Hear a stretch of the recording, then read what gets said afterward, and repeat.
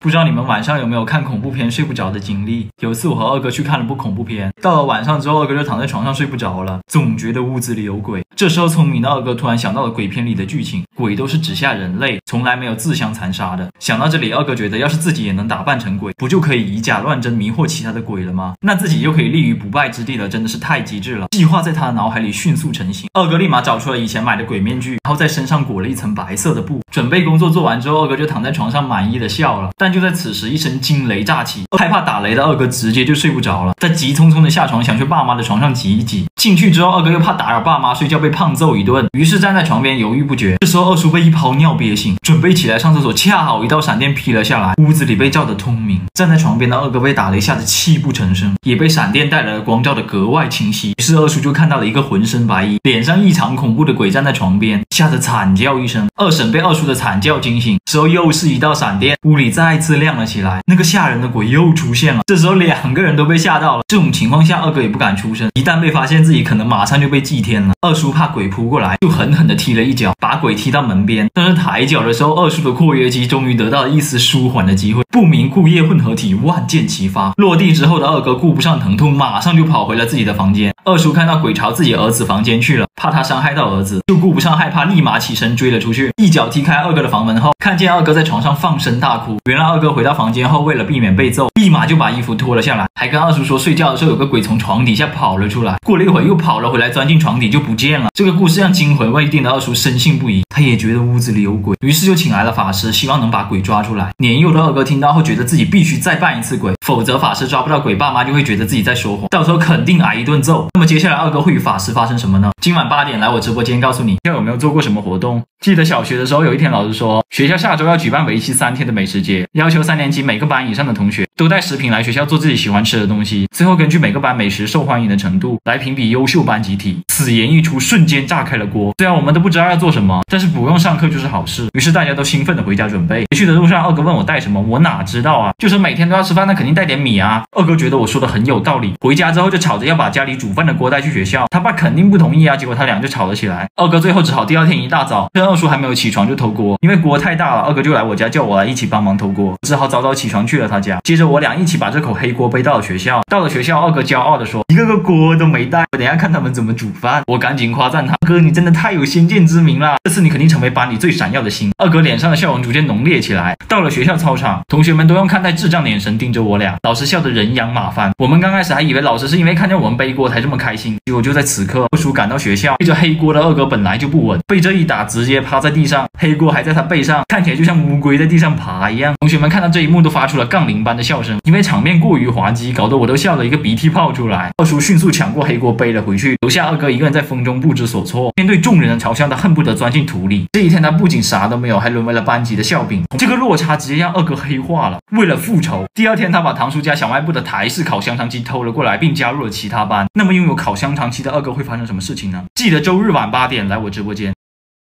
记得2年级的时候，老师说要交3块钱的资料费。听到这个消息之后，我浑身一颤，我意识到自己马上就要飞黄腾达了。接着我和二哥四目相对，绝渣之间的意念交流瞬间展开。二哥说，我说，而我们对于这笔钱的用也进行了小小的探讨，从小本买卖到收购微软，从进口辣条到抛售楼盘，不到1个小时，一份改变21世纪商业格局的企划就这么出炉了。如此大才，只有当年的卧龙凤雏才能和我们相提并论吧。我相信只要过了今晚上，我跟二哥的命运就会发生天翻地覆的改变，所以我决定先去二哥家打一把魂斗罗，最后再回味一下这贫苦的生活。没想到到了二哥家之后，我爸也在，真的是天助我俩。凭借多年的默契，我和二哥异口同声的说要交20块钱的资料费。紧接着我爸和二叔脸上情不自禁的浮现出一丝怀疑，岂有此理哦，竟然敢质疑未来的首富不想发财啦。我这暴脾气当即就要怼人，没想到二哥脾气更加暴躁，歇斯底里的哄道，骗人。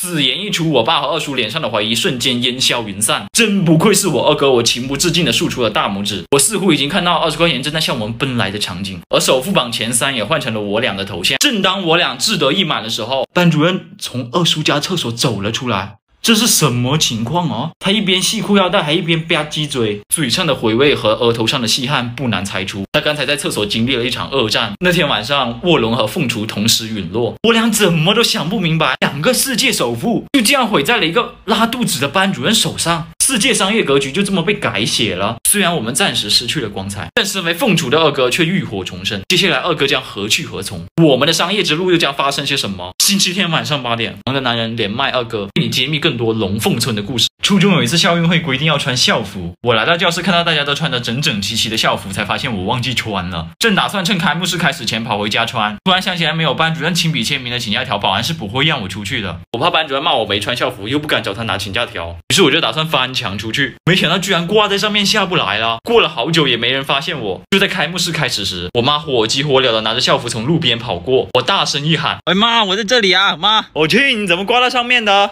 呀，这个讲起来说来话长啊，你要想学的话，下次我教你啊。我发现你真的很让人意想不到哎。他用不想承认我俩关系的眼神看着我。